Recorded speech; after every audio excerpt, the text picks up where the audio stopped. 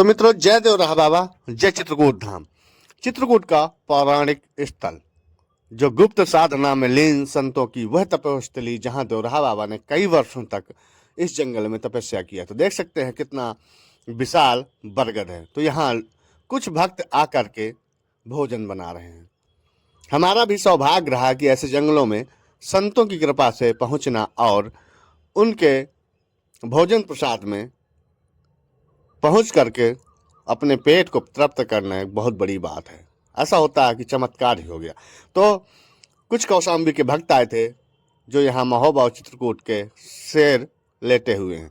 इसके बाद हम देवराहा बाबा की वह तपोस्थली दिखा रहे हैं जहाँ लोग जाते ही रो पड़ते हैं, जाते ही तमाम उनको सिद्धियां मिलती, उनको चमत्कार होता है। तो कुछ भक्त यहाँ पर रोटी और भरता का प्रोग्राम कर रहे थे। कुछ समय बाद रोटी भरता या रोटी सब्जी का प्रोग्राम आपको देखने को मिलेगा। क्या आनंद की अनुभूति होती है, देख सकते हैं किस तरह से यहाँ पर दूर से कौशाम्बी जैसे जिले से आकर के इस जंगल में, इस तपोस्थली में सुकून लेने आते हैं लोग, भक्ति में रम जाते हैं। तो यहाँ पर कुछ भक्त देख सकते हैं, यहाँ पर नींबू रखे हैं, मिर्चे रखा है और प्याज, अदरक, मूली और महोबा के आलोक भैया जो कि प्याज काट रहे हैं, उन्होंने भी अपना सहयोग देना शुरू कर दिया। ये भैया हैं कौशाम्बी के, इतने अच्छे कि ऐसे स्थानों पर मिल जाना बहुत बड़ी बात है। फिर उन्होंने हमको भोजन के लिए कहा तो उन्होंने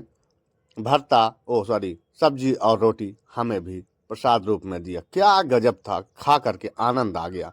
क्योंकि ऐसा प्रसाद मिल जाना यानी अमृत मिल जाना के समान है। तो फिर वो भक्त जो वहाँ से आए थे, फिर इन्होंने रोटी तैयार की, रोटी लेकर के आए देवराहा बाबा के आश्रम में। इस चबूतरे पर आप जब जाएंगे तो वह चैन की नींद आती है, वह चैन का सुकून मिलता है कि आप, ऐसा लगता है चमत्कार हो गया। फिर उन्होंने हमें भी खिलाया, तो हमने 2 रोटी के साथ सब्जी भी ली और सलाद। क्या सलाद था भाई साहब, खाते ही ऐसे लगा जैसे देवराहा बाबा प्रसाद दे दिए हों, अमृत। कुछ लोग तो हरियाणा से भी आए थे, राजस्थान के अलवर से भी आए थे। तो ये हनुमान जी का दिव्य और भव्य स्थान है, देवराहा बाबा का मंदिर है। ये संत महाराज जी की कुटिया है जो कि यहाँ पर बनी हुई है।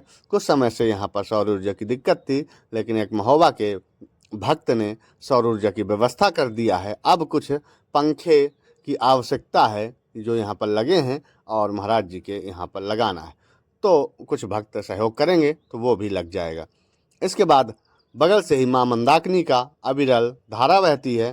तो माँ मंदाकिनी इस अविरल धारा में हम जा कर के प्रणाम करेंगे और यहाँ का अद्भुत दृश्य दिखाएंगे। इसके बाद फिर आगे बढ़ेंगे।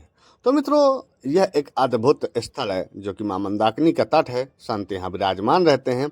कुछ भक्त तो यहाँ आते हैं, कहते हैं हम यहीं विश्राम करेंगे। इसके बाद आप करिए देवराहा बाबा के मंदिर का दर्शन, जो यहाँ पर भक्त ने इन्वर्टर और सौर ऊर्जा की प्लेट दे करके यहाँ सेवा की है। तो आप भी सेवा में सहयोग करिए। जय देव।